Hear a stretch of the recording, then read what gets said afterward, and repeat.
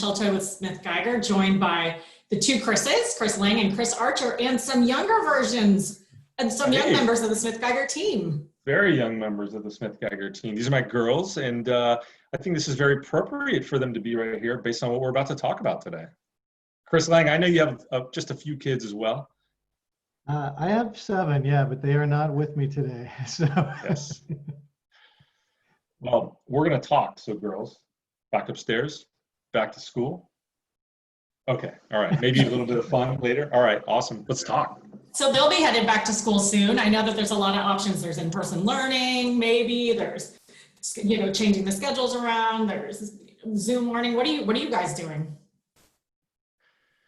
Yeah, look, we're just going to follow the guidelines and certainly, put safety first for our family, and really want to make sure, though, that we are getting the education that they need. That's really critical. Yeah, ours are doing some online classes as well. So, local community colleges here, we've got online classes going. So we'll be doing the same thing. Well, I'd like to share some of the data that we just received back from Wave 5. And we have some back to school notes in here, and I'd love to get your guys' insight as parents. What do you think of this? This kind of shows most Americans are concerned about the schools reopening. Yeah, I do think it shows that, there's a pretty good level of concern. One of the things that jumps out at me about this is the two numbers at the bottom, that 47% and 44% about the jobs that local and national media are doing covering this issue are not super impressive numbers, to be honest.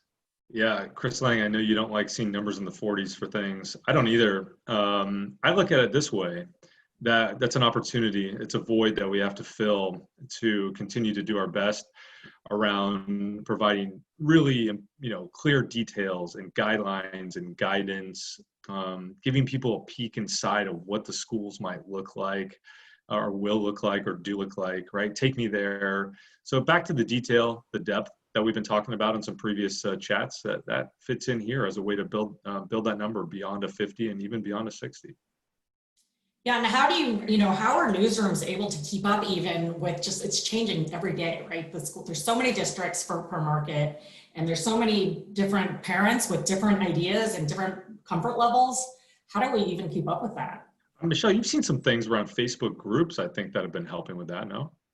Yeah, so what's kind of great about that is a lot of stations have launched Facebook groups, and we know that's a way to kind of clear out the noise of all the other news when, all the parents I know, this is all they're talking about. And so they don't want to see the rest of the news, maybe. They just want to know what's happening on a daily basis, who's going to have the latest info, what's happening in my school, what are other parents doing, right? So we see these Facebook community groups are really getting a lot of traction. And not only for the parents to have a safe place to converse with one another, but also for the newsrooms to be able to have a dialogue with parents. And, it's story ideas. They're learning first about changes in different schools, probably from there.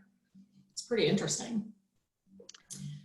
All right, we have another one here I'd like to show you guys. So you saw the overall comfort number. Wow, this really breaks out then gender, political affiliation, some pretty clear differences there. Yeah, it is one of those things where, and Michelle, I think there may be one more number, extremely comfortable. It's not. Yes. Yeah, so I was just wanting that to show up so you can see at the top 2 boxes are only about a quarter of the people that are even somewhat comfortable with the opening. And I think it just speaks to how many questions there are around this issue. I was going to note, we just did some qualitative research where we had a school district employee say to us, listen, if you guys can find something out about my school opening first, please let me know because I don't know anything. And so if those folks who are even working at the districts have that many questions, it just lets you know how many questions parents are going to have. And clearly there's a long way to go to get people feeling comfortable around going back to school. Got one more slide here to look at. This one I thought was really interesting, and it kind of shows, the different political lines again. Dr. Fauci right at the top there. Well, for some people, and then President Trump at the bottom and at the top, depending on what your affiliation is. Right. Yeah.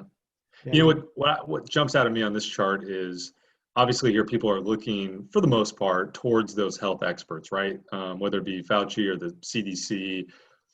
And then the other thing that stands out to me is where the school board sits there in the middle. Not to say that's, at the bottom of the list, but it clearly people are not necessarily seeing enough information, or at least information that they can use to make a decision from their school boards, right? They're looking more towards the top and those guidelines, which makes sense, I guess, if you think about that.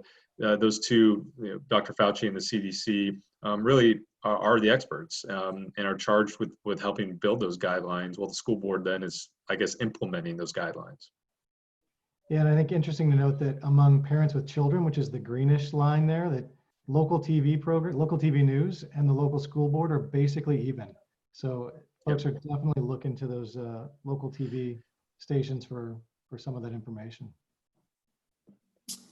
Well, great. Thank you guys so much for kind of explaining this data that's just in.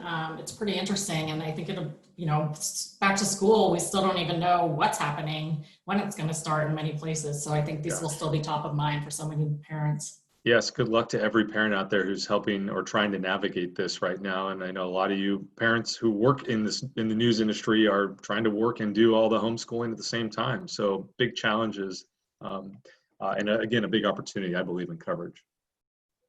Definitely.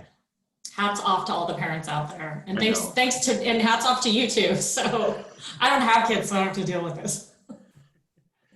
But thanks for joining us. Thank you. We'll see you next time. All right. Thanks, guys. Bye.